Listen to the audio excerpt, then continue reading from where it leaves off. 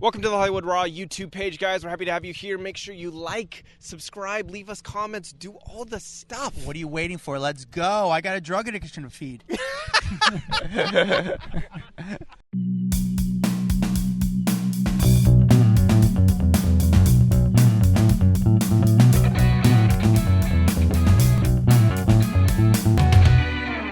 Welcome to the Hollywood Raw podcast. I'm Adam Glyn. Over there is Dax Holt. Today's guest is a friend of the show. She's been very good to us. We're a fan of her, and we've become friends. Heather McDonald, the comedian Heather McDonald from Juicy Scoop, author. I'm excited to talk to her. I have like a lot of, I just enjoy talking to her. Mm-hmm. Well, the funny thing is, she is probably the number one most requested guest that we get. So, you know, when you join our Facebook group, the private Facebook group Off the Record, there's a question there that says, who would you like us to have on the show? Heather's name consistently is in, I would say, 1 out of every 10 requests. Yeah. No joke. Like, people want her on. So we are having her back. I think that this time is very different because we had her on our show, what, three years ago? Something like that? Before we had done hers, before we had really struck up a friendship. So I'm excited to have her back on because it's just a different dynamic. So I'm excited to talk to her. Yeah, before we get to her, we actually read your reviews because it's the best thing to do to support this podcast. Dax, do you have a review ready for us? I got one. All right. This one comes from Jason Josie, 5 stars, says, I look forward to new episodes every week. I love the podcast. Adam and Dax, you both are so natural and entertaining to listen to. I was introduced to you when you guys appeared on Juicy Scoop with Heather McDonald. Well, that's a fitting review to read right now. Keep up the great work. The first review I've ever written for a podcast, so it says a lot. Thanks, Jason. Wow.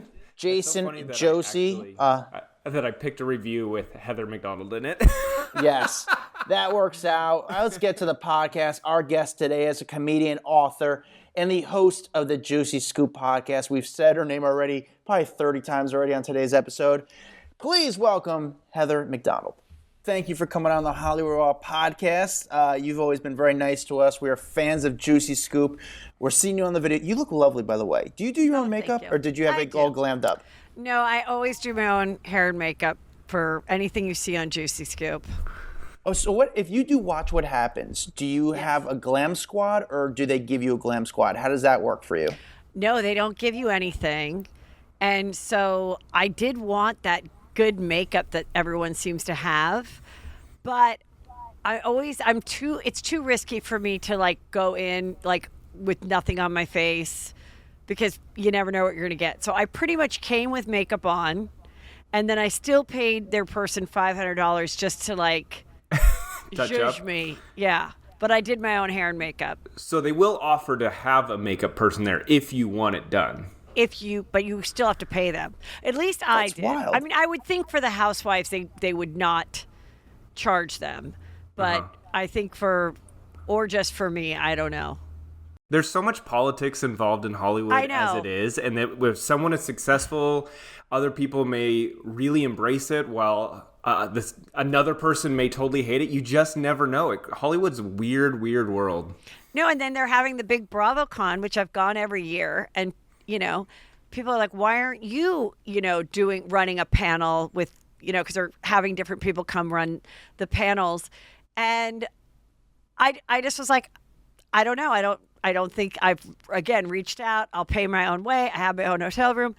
I had my people come out and say, look, she's going to be performing. I already have my own sold out show at the Venetian, but I could pop over there and do something because I would love to do it. No. They'd rather fly someone out, put them up, all that stuff that has like, not a following. But you know what? It's fine. Then I'm like, that's great. I can pop in when I want, and I can do my show, and I'm not beholden to anything. So who cares? Yeah, but I'm actually surprised because I'm trying to debate if, Bravocon was easy for me because it was always in New York.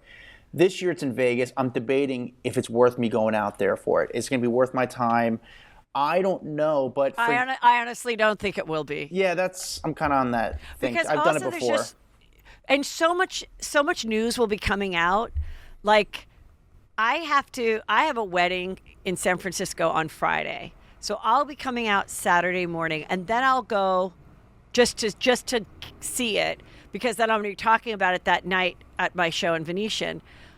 But I mean, I follow so many great accounts that will definitely be there, whether they're there or not. They're going to be reporting on whatever's happening. So if somebody says something really scandalous or whatever, it's not like you're not going to know about it. Mm-hmm. Yeah. It's going to immediately be put out there, like within seconds of it happening. So, I don't know that it would be worth you like running around. Yeah, no, I agree with you. Actually, last year I did better at the hotel rather than the event, because it's just a shit show there. And a lot of people, but for you, do they hook you up with at least a good credential, a media pass, or some sort of, or are you just walking? You're just walking along. I got a free pass. Okay, so I'm that's not good. paying for my pass. I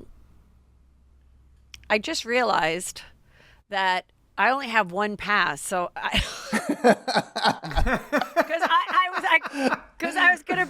My son Drake is coming, and I kind of want Drake to come in the day to like take photos and stuff with me. Sure. Because he's gonna help out with my show that night, and I'm making him a Juicy Scoop security shirt. That's funny. Like my security is just going to be the 6'4" child that I birthed, and he's going to be in my merch. But now I realized he won't have a pass, so unless I can get a pass for him, I guess I'll. I mean, who knows what I'll do. It would be funny though if he's dressed like security. You're like, I'll have a pass, but my security can't wait outside. I'm sorry, guys. You're going to have to let my security in. You do need security. I'm not joking, Heather. You do, at this type of event, you wouldn't be able to move. It's not like security, like you're fear for your life, but able to move. You need someone to kind of handle the traffic that you get. I understand your situation. Well, when I went last year in New York, I was with my my assistant at the time, and she was helping to take photos. We both had passes. And it was just me taking photos with everybody from the moment I walked in. And I did want to watch some of the panels and stuff, but I didn't have like a backstage pass or a golf cart or anything or security.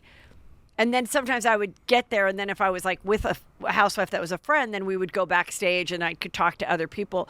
But if I was just like walking around the area, yeah, they're there to take as many pictures as they can with anyone that looks remotely familiar.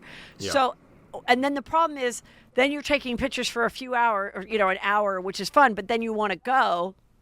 And then I read in like a hate group that last year I was rude and didn't take a picture with this person. And I'm like, like you can't win. I get it. No, I get it. But I mean, I think it's a great thing. I love that Bravocon exists. I think it's such a fun weekend for people to do. Whether you're like part of the world or, a blogger or a TikToker or a podcaster, or if you're just like, I'm going with my best friend and we're going to go hit some things. I do kind of recommend to people like buy the top ticket, but for one day. Mm-hmm. And like just kill it for one day and then like do something else the next day in Vegas. Because it is just like too much stimulation around your head. I agree. So, it's like you walking around and taking pictures. I love that, because that's how I would picture you in one of these events. But how would you describe, or how would you explain what you think your celebrity status is? I mean, I don't really, when I love going out and people being like, I love Juicy Scoop, or sometimes they're like, you're from E, like they still like associate me with an E thing. Mm-hmm. And so it's never like I can't go out in the regular world. It's, it's never like, oh my God, I can't walk into Target. It'll just be like one or two people a day maybe that will like come up to me, or a few people a day if I'm out shopping or something. So I don't think that's like a huge celebrity-ness. And then I guess the weirdest part that's kind of happened is like that reluctantly I become almost like a housewife, in that people are talking about my life like as if I'm on a housewife show. Mm-hmm. And it's like I'm like, I want off of the Real Housewives of podcasting. I don't like people doing videos and YouTubes dissecting if I'm a good friend or not at my age to somebody that was like on my show. Like I just like that part I don't like. That I don't I'm not into at all. And I guess I should be flattered because I guess that means I somewhat have made it. Yeah, if people are interested in your life, it means you've made it. Are you able to call up a restaurant and drop your name and get a reservation, or drop your name and get on the phone with someone important? Like, are you at? I got to assume you're at that point where people are like, hell yeah, get in here, come to my restaurant. Yes, I can go to Craig's. That's sick. And I can go to the Nest in La Quinta, Palm Desert. I've maybe tried it a few other times, but I don't do it as myself. Okay. I'll call and I'll say, hello, I'm calling from Heather McDonald's office. And if you just say you're calling from Heather McDonald's office, then she was wondering if it was possible, if she could have it. And then they're like, what number? And then it's like, my number. So I'm like, hello? And they're like, oh, we're confirming Heather's. I'm like, oh, yeah, it's me. Yeah, I'm coming. Like, where have you used that before? oh, just restaurants. If I I'll always just try to do it like a normal person. But if the, what do you call it? The table where you make the reservations. Yeah. Like the what is that called? Front desk. I don't know. Concierge. No, the reservation Hostess? where you like open table. Oh. First, I'll just try to go on I'll just try to go on open table and not abuse it. But if it's not available or if it's really late, then I will try to say, hey, we have a reservation for Heather McDonald at 8:00. Is there any way she could come in earlier? She's coming from a shoot or something. Nice. I love it. A shoot. She's coming from a cameo shoot. She just did 5 shoots all in a row, guys. Wishing people happy birthday. That's so funny. Now she would like to have a drink earlier than 8:00. Yeah. Heather, when you go to Craig's, I've only walked through it. I've never eaten there, being on the East Coast. But when you go to Craig's, do you go there for the food?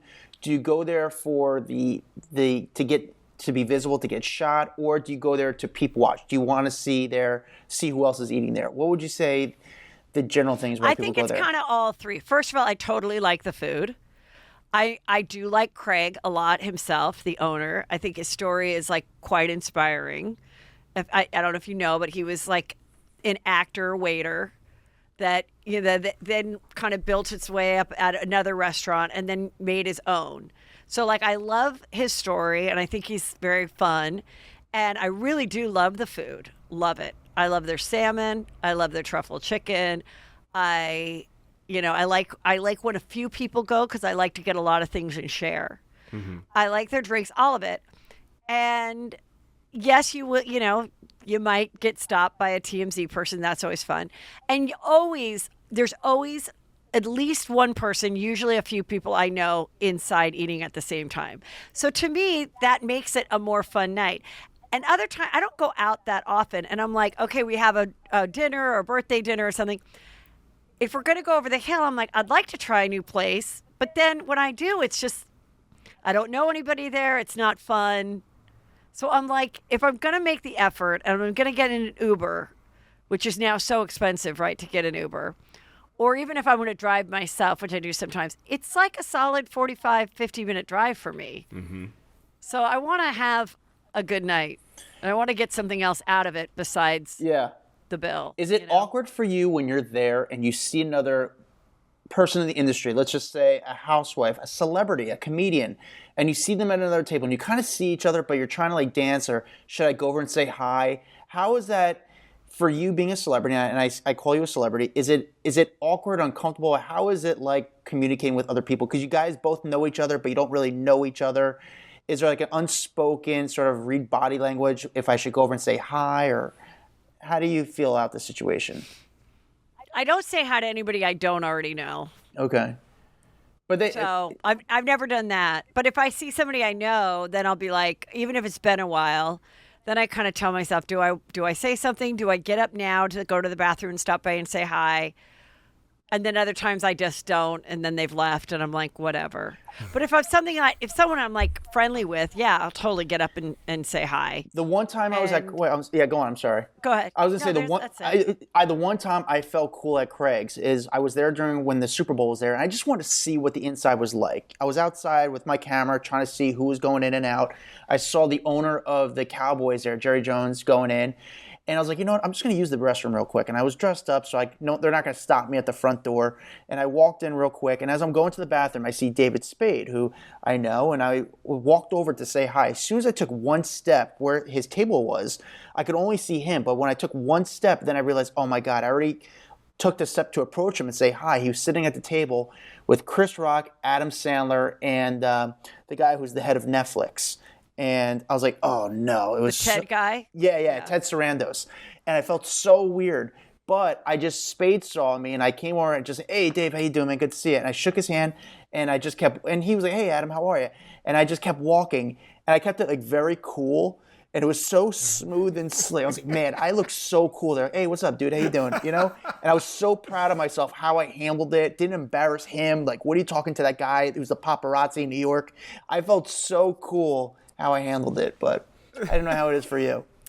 I don't know. Well, last time I was there, we were celebrating Lala's birthday with Josh Flagg and two of her friends. And when I was going to go to the bathroom, Cade Hudson, who is Brittany's manager, yeah, who I have met one other time before that, he's like, Heather, big fan of Juicy Scoop. So I sit down and I talk to him, and he's like, off the record. Now, I don't know if he was telling me stuff being like, I hope this doesn't stay off the record. I want her to get it out. I don't really know. But I was trying to get as much info as possible. And then they got up and they're like, we're leaving. I'm like, well, goodbye, because I'm still talking to Brittany's manager. And then we went out together. And then, that whatever got a little bit of somebody filmed it or whatever. And, but yeah, and then the night that we were there, Kamala Harris's husband was there. So there were all these Secret Service men.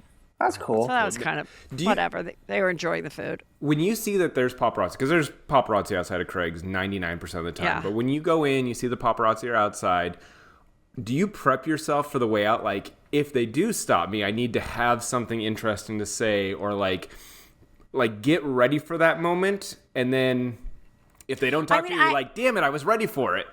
I mean, Heather, before you even answer this, this is my theory on you and the way you approach this. Okay. And this is a compliment to you. And again, correct me if I'm wrong, but this is how this is my perception of you, how you handle the paparazzi. And let me know if I'm wrong.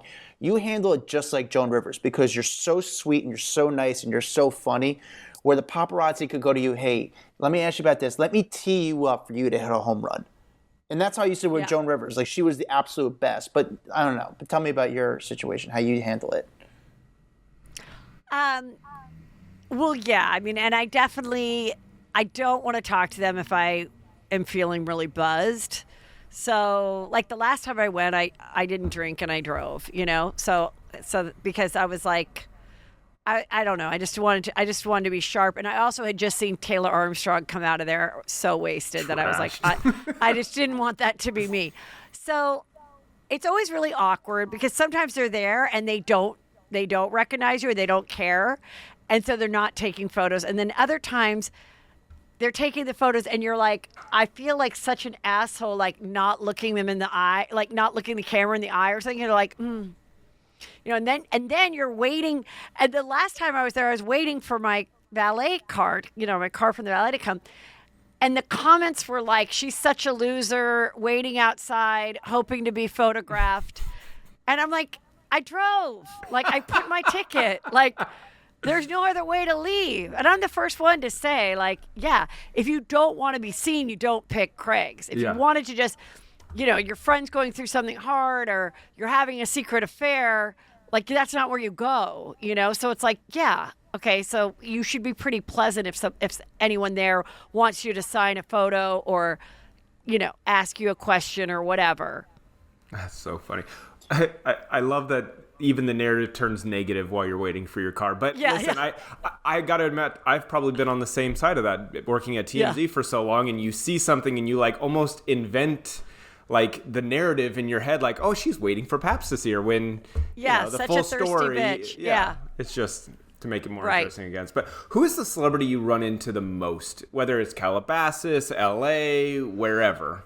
Oh, that's such a good run into. I mean, no one. I don't know. Like, who have I seen?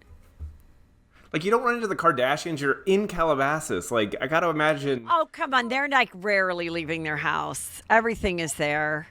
I mean, never, like, it just seems like they got to go to Target. Is there someone that you see in the market? Like, who's the person that other people in your area always see? Like, who's the regular? I mean, I'm telling you, like, I don't. Like, I mean, I'm probably the person people say I see at Trader Joe's. I mean, people will say, I see you at Trader Joe's. I see you at Cava. I don't know. I mean, I think most celebrities, if they're really, are not shopping themselves and they're not getting gas themselves. And yeah, I mean, I go to the malls and I just, I really don't see famous people. I see people that look like they must be somebody, but I don't know who they are. Okay. Like just a rich person, like, rolling up in a Rolls Royce or something. And I'm like, who's that person all labeled out? But sorry for that question. No worries. Do you have a celebrity that you aren't that close with? Like, you guys don't maybe you have each other's phone numbers, but every time you run into each other, you guys just love each other. It's just one of those things where you guys both get excited to see each other, but you don't. Maybe it's just because LA is just so far, you just don't really hang out. Or I mean, there's just like a handful of people that like I'll make plans with and have dinner with, and they're not really new friends. Like, I mean, Josh Flagg from $1 Million Listing, we'll see each other definitely. When Jill Zarin comes to town, I'll see her. I mean, the Patty Stangs. And there's a lot of people in the Bravo world that, like, I've met over the years and we liked each other and we maintained a friendship and, that type of thing. But, like, no, like, this is so boring. I'm sorry. I just don't have. No. I'm not like, I think a lot of people think I'm so thirsty or whatever, but like, yeah, these people come on the shows and some of them I've become friends with. I've become good friends with Lala, Katie from Vanderpump, Sheena and Ariana. All of them I've met because all of them have been on my shows for like the last 5-6 years. I've had the show for 8.5 years. And the first year I started having Vanderpump people on. Mm-hmm. So through it, even though I've talked about the show, and I used to do this when I was on Chelsea Lately with Kardashians, I'm able to talk about these shows and be funny and do it from a perspective of what we're seeing on the show. And I'm not like hateful and I'm not like fire that person or, so, but I'm also not like kissing their ass and I can make fun of it. So I think I'm able to maintain a friendship but still cover it in like a classy, interesting way without being like, oh, she's slipped over to the other side and she's protecting them or whatever.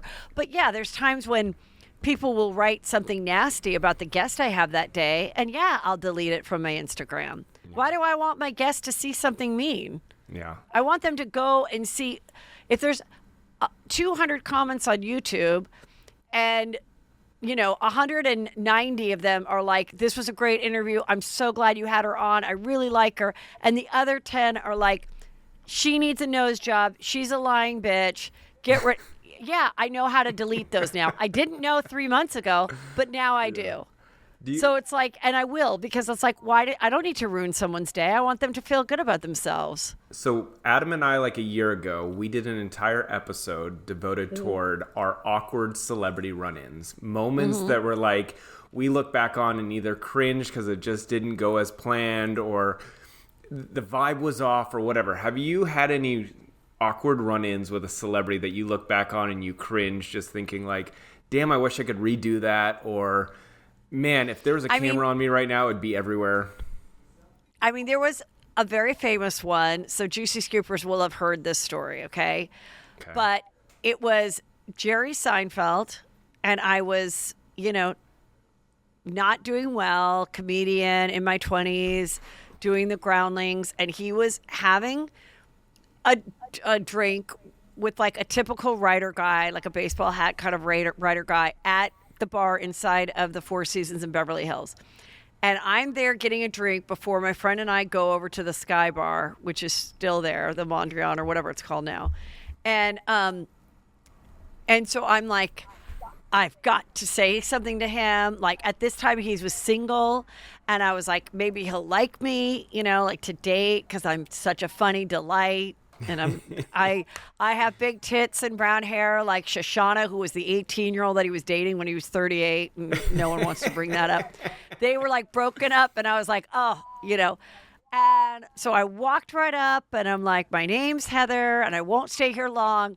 I'm a comedian, all this stuff. And I literally, I think I may have pulled up a chair, like so bad. I sit down, I'm talking, and I do think if a camera saw me, I was like, oh, I'm trying to be funny. And then the waitress comes over, and I order an Amstel Light, and then and I go, don't worry, once the drink comes, I'll take it and leave. Well, the drink comes, and I continue to talk. And Jerry says, Heather, I thought you said when you got your drink you were going to take it and leave. Oh, God, I feel awkward for you all these years later. And I go, oh, my God, you're right. Like, I'm so sorry. He's like, it's just like we want to talk, And I don't blame him at all. I think it's really, and I've had it happen to me only once, and it happened at Craig's. So, and I still love you, girl, if you happen to be listening to this, where a Juicy Scooper got into the booth with us. Mm-hmm. And there's 4 of us there. We really were having juicy conversations that were never going to be shared on anyone's podcast. And we really wanted to talk. And now this pretty intoxicated person is in the booth and wanting to sending us a bottle of wine and wanting to stay. And it's just we only have an hour and a half together. Yeah. And now you've taken up 15 minutes. And it's really hard to be oh my God, thank you. I so appreciate you listening. I do. I really do. So my advice to anybody is if you will come up to somebody, just don't sit down. Yeah. Just don't sit down. Give them the moment and then have a good day. Oh, and then I tried to pay for the drink as if Jerry couldn't afford it. So then I'm going through my purse, and I have 2 crumbled up dollars with lipstick on it. And I'm like, no, I know I have a 10 around here somewhere, and he's like, no, it's okay. And my friend had come up to me and said, let's go to the Sky Bar. And I was like, get the fuck out of here. And then afterwards she's like, I tried to save you. You were there for so long, flailing your arms around, trying to be funny. So that was my worst. And I definitely learned from then. And I was like, you don't have to seize the day if you see a celebrity, because it's not unless I really was doing some project and I was the perfect person to play my husband is this person, or something like that. And they were out at a bar and we were kind of equals. And I was like, hey, I don't know if you know this pilot's got picked up, but da-da-da-da. We're trying to get the script to you. If I had a legit thing happening, not Well, just rest easy knowing that Adam had enough awkward run-ins to fill up an entire fucking episode on a podcast. So, we had. Oh, but I am going to the Improv. They invited me the 60th anniversary night at the LA Improv on Melrose, and I that will be fun. But I am how much do I collect numbers of people that I want on Juicy Scoop and vice versa, because it's just going to be I think it's just I literally just think the whole place is going to be every comedian trying to book their networking podcast. Everyone's going to be like, you be on mine and I be on yours, who knows. So we'll see. It's a great moment to do that, because that's when you meet these random people that you're like, this would be great to have you on, and they say, yep, let's do this.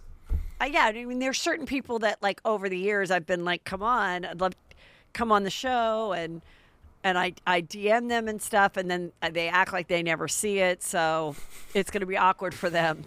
I'm just glad to hear I'm like, you. look. I'm glad to hear you have the same problem because we Yeah. do this the same way. You know, Right. there's a comedian who you worked with who's a person who I'm a huge fan of, and it's sort of random, but not. And I've been reaching out to him for probably about 2 years now for him to come on the podcast, and it's been tough. But you worked with this person. I'm curious about your experience with him. This Keenen Ivory Wayans. And I would love to get Keenen. If he does your show before mine, I'll fucking kill you. you know what? I'm a huge fan. Like, I've honestly, DM'd him too. I honestly don't know if he even knows how to look at DMs. Like he kind of sometimes he was getting back into stand up and then he was posting it. Of course, he's got kids that I'm sure, he knows how to do it. I don't know if he wants to do anybody's, you know what I mean? no, I get it. But my question is for you: is how was it working with him? Like, is he really, like, from my perception, and you know better than I do, like he was like a comedic genius. He just knew talent. He knew funny. He knew humor. What was your kind of perception of working with him? He was totally that. He is like a comedic genius, and he, the story of them is also amazing. So he was the second oldest of 10, and he was super smart, like naturally really smart, and he got a scholarship, and he was studying engineering. So he had that math science brain, but he loved comedy. And then like his third year of school, I believe he dropped out. He started doing stand-up and he dropped out, in which his mother was like furious, like, what the hell are you doing? But he was like, this is it. And he would always talk about the math of the joke. Like when we'd be writing White Chicks and he'd be like, the cadence of the character and the math of the joke. And so I was like, there really is something to that. And Lisa Kudrow was my teacher at the Groundlings as well. And she was very smart. She went to Vassar. Her dad was a doctor. So I believe she has part of that, what I like to say, like the math brain, whatever. And she would study the rhythm of sitcom acting. People would attest to that. And she could also create characters, and she was really good at improv. But I do think there's certain people, and I believe Whitney Cummings might be like this too, that like, not only are they funny, but they have this other part of their brain that works that way too. But I do think you got to be naturally funny, but then there are classes and there are ways to improve on your stand-up and on your comedy writing and all of that. You definitely can benefit from, instruction. So he really was like that, and he was really like very soft-spoken, but really, really funny and,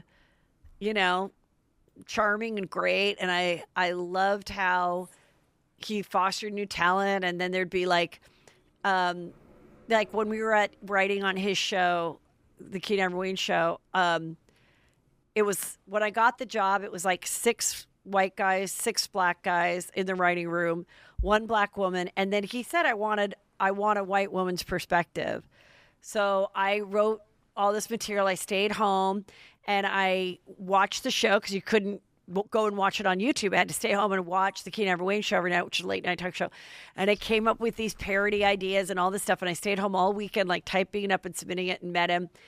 And then in my room I shared a room with 2 other writers. And then in each room was an intern writer, which was like part of this diversity program at the Writers Guild. So, and I just thought that was so great and why I've never seen that on another show. So there was a young black guy that, got to learn about writing on a TV show that was supplemented or whatever, part of the Writers Guild. Mm-hmm. And I just thought that was great, and I think there should be more things like that. So those were all the things I just, loved about the experience of working with them. And then the nephews coming in and how he basically taught screenwriting when we were writing White Chicks. It's crazy. Yeah. I love hearing like this birth of genius. You know what I'm saying? Like Yeah. to think about you being in the writer's room for like White Chicks and what a cult classic that has become, and how I know that Halloween time will come and I'm going to see, 2 people dressed up as White Chicks walking down the street because it is one of the most famous set of, characters out there. It's pretty cool. It's really fun. Yeah, and then so we were after when I I'd just given birth to my son, who's now 20, and we were writing like a parody of Alien movies, kind of making fun of Signs and all those movies. And then that got shelved. But then I was like where we would meet. We would go to his house up on Mulholland to write. And I'm like there early or whatever, or they're probably late, but I was probably just on time. And I'm reading and I see that they sold this movie called White Chicks and what it's about. And I'm like, when are you writing this? And can I be a part of this? And I'm like, I mean, don't you need at least one white chick, like as a consultant? And they were like, yeah, totally, like whatever. So then that was just really fun, like coming up with it. And then one of the ways that we wrote the movie was like, we would watch all the movies from like back to like Some Like It Hot of men who had to dress up like women. And then there would be the scene where they almost get caught, where da-da-da-da. And I was like, oh my God, there is a formula to a genre of film that is a smart way as a blueprint for writing a movie. Then you can, make it your own and make it modern. But there is a way, if you're doing a movie like that, and we watched Tootsie, we watched all those kind of movies to then like inspire us to like, okay, what are some scenes we need? And then I was like talking to his sister and I had these pants on, or she had these pants on. And I go, oh, are those the Mark Wayne pants from the store on 3rd Street, 3rd and Beverly or whatever? And she's like, yeah. I go, oh my God, I love those pants. Except that girl is so annoying that works there. And I start to like imitate the girl. And then Keenen goes, wait, we need a scene where they go shopping. So then I wrote the scene of the girls going shopping. And then I got to be the salesperson. So That's that was cool. really great. And when I wrote it, I didn't think I'd be the salesperson. I was just writing it.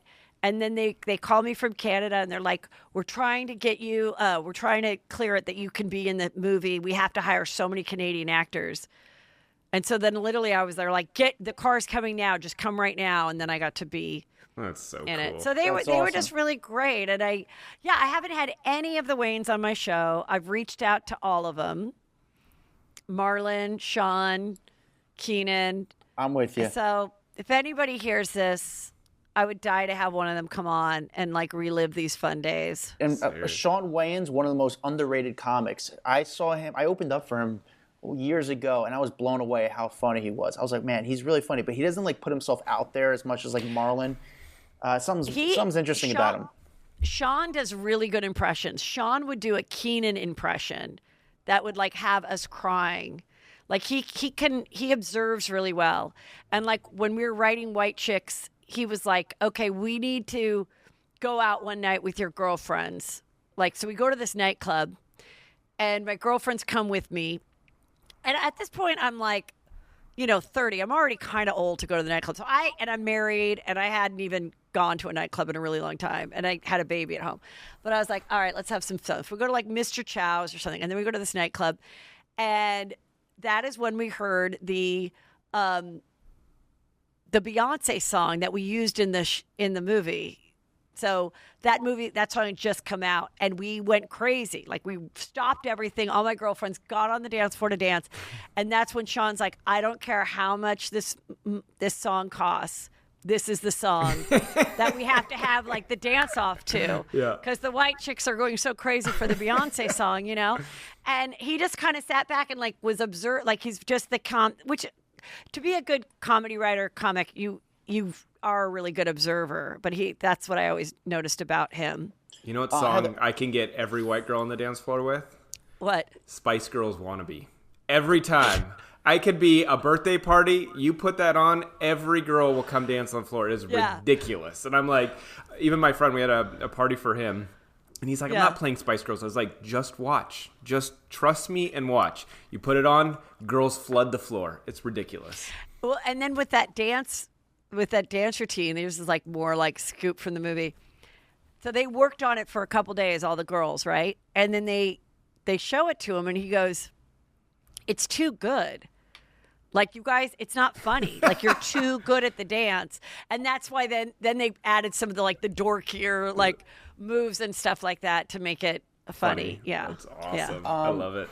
Heather, I want to ask you. So last night, this past weekend, there was the football game. The LA Chargers are playing, and the camera kept going to this one girl, this Asian girl, and they kept showing her on camera. She kept having these crazy face reactions to the game. And people are like, there's no way this is a real person. Who has these type of reactions to a football game? So there's a lot of questions that the NFL was making her a plant. They're planting her to, make a good content to make TV. Now, Bobbi, that podcaster who does the very, dry sense of humor, she's getting huge guests. She had Mark Cuban. She had Drake. She's had Scarlett Johansson. There's questions. She makes a joke about herself that she's an industry plant. Do you think the industry actually does stuff like this? So, okay, first of all, the Bobbi thing is, I'm so curious to see where that will be in a few months, or even in a few weeks. But I think kids think it's funny. Like my sister said, her kids think it's funny, and they watch the whole thing. I think I know this character. Like I've seen it before, and I just don't think it's clever. But I've seen this happen before, where like on America's Got Talent, there'd be two guys doing something, and I'd be like, this was done on Living Color. Like, but they just don't know. Like younger people just don't know that this is actually quite hacky. I think it's not great. I mean, good for her for making her money, whatever.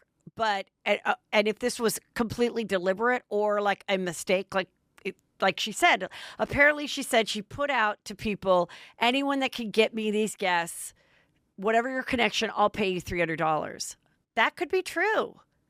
So somebody like worked for Drake and was like, okay, go do this girl's thing. I don't know. It seems a little unbelievable. It seems very unbelievable.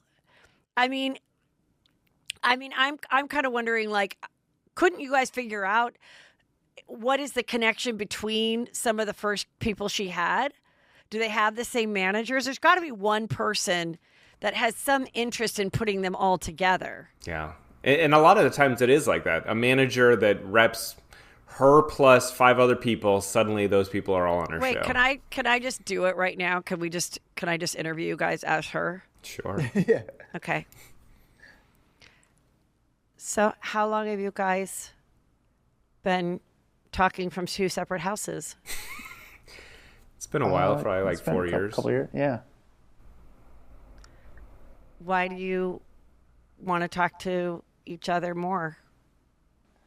Trying to pay the bills, people want to listen to us, and we get some good guests, and we have some good perspectives on what's going on in the culture today in the entertainment news world.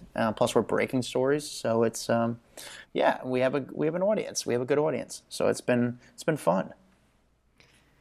But if you're just taking pictures of people outside as a paparazzi person, do you feel like they never want you to come inside? I could see your thoughts on that. I could definitely. I never thought of it that way, but yeah, you could be right on that. I don't even know who you guys are. I'm Dax. Like, how did you come? Why does your name have an X at the end of it? Because my dad's name's Max and my mom's name's Deborah. They combined them. I don't know that. That's pretty good.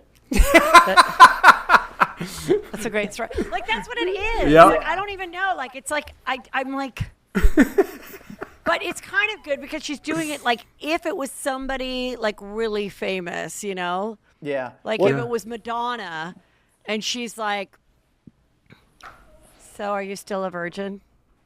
It's like dumb. It's like dumb. I don't know. What's so funny? I was watching Pete Davidson this past weekend on SNL. And Pete has gotten, I feel like Pete is turning, well, especially on SNL this past week, his tone, his delivery was turning a lot into Adam Sandler. And he's going down that road where he's like the Staten Island Adam Sandler. He's Adam Sandler who has like a pizzeria sort of accent to it. And I was like, oh. Pizzeria. I like that. Pizzeria. I like what you did with that, Adam. Yeah. Yeah. I mean, I think that people like emerge or whatever. And like I am kind of intrigued. Like, she got married young. She's married, and she has 3 kids. But she made it on TikTok by being the awkward girl.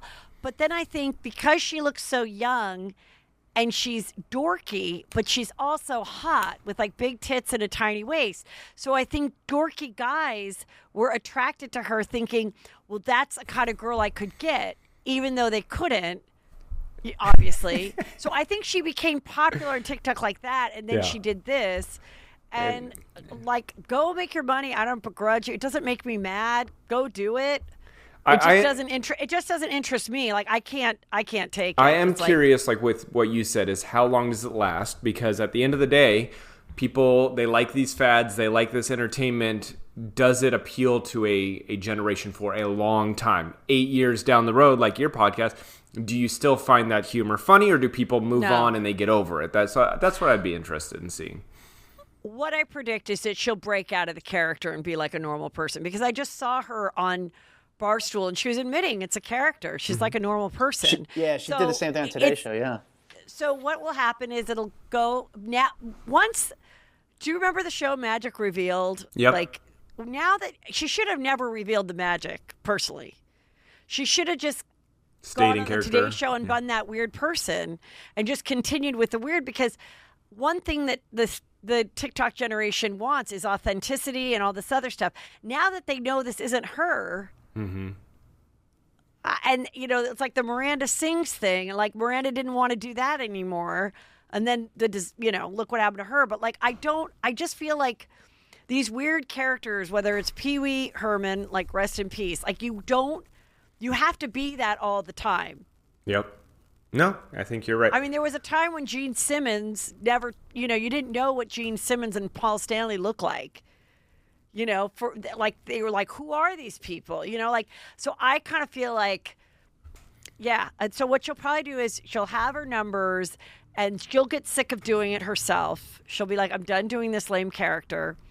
And she'll still, providing she has some people help her do a decent interview, she'll have good people on. And she'll probably be able to maintain it at a decent level for at least a little while. Because I think that's my prediction. I think that's what Gaga did. She was Gaga all the time, every moment of the day. We didn't see her put on a pair of jeans for like years. Because I remember pitching out the first photos that I ever saw of her not in one of her crazy outfits. And I was like, Gaga being normal. And that was a story in itself, because she was always living that character. Is there a celebrity that like you dislike covering that or you just won't cover? Well, you know, I've heard Julia Fox's book is really good. Okay. So I'm like, I'm going to the bookstore today and I'm going to get Jada's, and I think I'll probably get hers. Mm-hmm. Who else's book did I just see? There's somebody else's book that I'm like, oh, I think Crystal Hefner's is out. I want to get her book. Wonder why of course, she's I'm going to get set of paparazzi shots. Exactly. All right. okay. I didn't know she had a book. That's why she's doing this set of paparazzi shots. I've been trying to get Crystal on my show. She's not responding to my DMs. And then, but like, yeah, but I was annoyed with Julia Fox, the way she talked and the way she dressed. But there would be some times where she would do these TikToks that I was like, oh, that's kind of a profound thought. Like, I do think she's like a smart girl. So I am kind of curious. But for a while I was like, oh, I don't want to show her, naked body practically taking her dog for a walk. It's so desperate and whatever. And what is she doing with it? And it's annoying. But there's a level of curiosity behind it. Yeah. There's nobody that I'm like, no, I'm done. I'll never speak about that person again. No. Anyone that you're burnt out on? Like, I feel like Taylor Swift name gets brought up a lot on just the burnt out. But, I mean, she's also keeping a conversation going every single day for a lot of people out there. Right. Like, I didn't cover that, like, they're still together and they went out, blah, blah, blah, just because I felt everybody else did. So I was like, all right. Like, until, something else major happens. But I mean, I do think they're a real couple. Mm-hmm. And I do predict that, like, this actually could be like someone she either marries or has a kid with. That would be crazy. He manifested this to reality. How does that happen? Like, I feel like I think she's so pragmatic in her life. She's led such like a lot, like, and so now she's in her early 30s. Mm-hmm. And like this tour is huge. Could she top it? Sure. But I also think she might be like, I'm okay if I never do top it. And I just want this stand-up guy. And I think he's a stand-up guy, and I don't want an actor or a musician or whatever. I want to go into my era of like being a mom and probably maybe not tour for, a few years and then pop back out. What about all the other, what about Beyonce has her kid on the stage, and Madonna has her kid on stage, and then Pink had her daughter on stage. Yeah, everyone, it's like that second generation that they want to get involved and be out there dancing and singing. But like that doesn't bother me because those kids obviously are agreeing to do it and want to do it. Like that I'm completely fine with the kid that's like, put me in your movie, Mom. Like, I want to do it. I have a real problem with people that are much lower stars, TikTokers or whatever, that exploit their kids for content, that don't want to be part of it, don't want to be part of the YouTube, but don't want to be really want to be on the TLC show or whatever and have no say. So like that I don't agree with. But a kid that like can dance and wants to dance, and their mom is Madonna. Yes, go do it. Like, good for her. I do wonder doesn't bother me. Where these kids will be in 10 years. Like, will they be the next Madonna, or will they be the next big superstar? Because they've got the resources, they've got the talent training, they've got all of it that could combine to making someone a celebrity. I mean, it's happened a lot for the modeling world. I mean, we look at Cindy Crawford's daughter, who looks just like Cindy Crawford. And then that's an easy shoe-in. Of course Kaya's going to be a next big model because she looks just like her mom, and she's got all the resources to make it happen. Yeah, actually, he said when Lenny or Leni Klum, Heidi Klum's daughter, I don't know how to say her first name, when she was photographed a few months ago on a boat in a bathing suit, and you saw how her body looked, which was great. I sent it to a good friend who's a big name. I said, look, this right here is the launch of her career, just from this photo that went in Daily Mail. And now she keeps coming in my algorithm. Now she's doing red carpets with her mom. They're working the whole thing, and they knew what she was doing. Yeah, I mean, people want to hire the person who's, has the famous mom, has the following, knows how to do it, is professional. It looks great. Why not? Make my job easy, for finding the model that's, not going to flake out on the job. Speaking of which, like Willow was, I whip my hair back and forth. I whip my hair. Willow Smith, where is she? She was doing the Red Table Talk with her mom, but she's not really like pursuing music unless I'm missing something. And then Jaden, he was in Karate Kid 3 and all this other stuff. And in the movie with his dad when he was a little kid, the one where the dad was the stockbroker, Father's Day or whatever it was called. And I don't see him like pursuing it. I don't know if they don't. I think that sometimes they don't really love working that hard, and they don't have to. Yeah. And so they don't. They're like, I'm already famous. I don't need to be in this movie and say it 5 times. I only want to say it once. Like I mean, like the fact that like Charlie Sheen and Denise Richards' daughter went straight to OnlyFans. Didn't even try to go, hey, I want to pursue acting. Maybe I don't want to go to college, but let me get some professional acting classes. Dad, hook me up with an agent. Let me go out for some things. No, that's too much effort. Let me just lay in my room and take photos of myself and make, $100,000 a month. And then I'll invite my mom and we can just do it together because that's normal. Yeah. So normal. And yeah. Heather, I know we're wrapping up on time here, so I just want to, I want to know, where do you see yourself in 5 years? Are you still going to be podcasting? Are you going to morph it into a show? Like, where do you see yourself? Well, we were talking about buying a lottery ticket the other day or whatever, and I said, even if I won the lottery, I think I would still have to do Juicy Scoop because I really get excited and to read the comments every Tuesday and Thursday. Like, I need that kind of acknowledgement right now in my life. I might feel differently in 5 years, but like right now I really like doing it and I really like performing still. So I don't know. I mean, I'm very happy with where it is, and hopefully just get those people to open up their DMs and come on. Like, I just would like some of these different. I'd like to have different guests that I haven't had before. I guess that would be like the next step, just higher profile people. Yeah.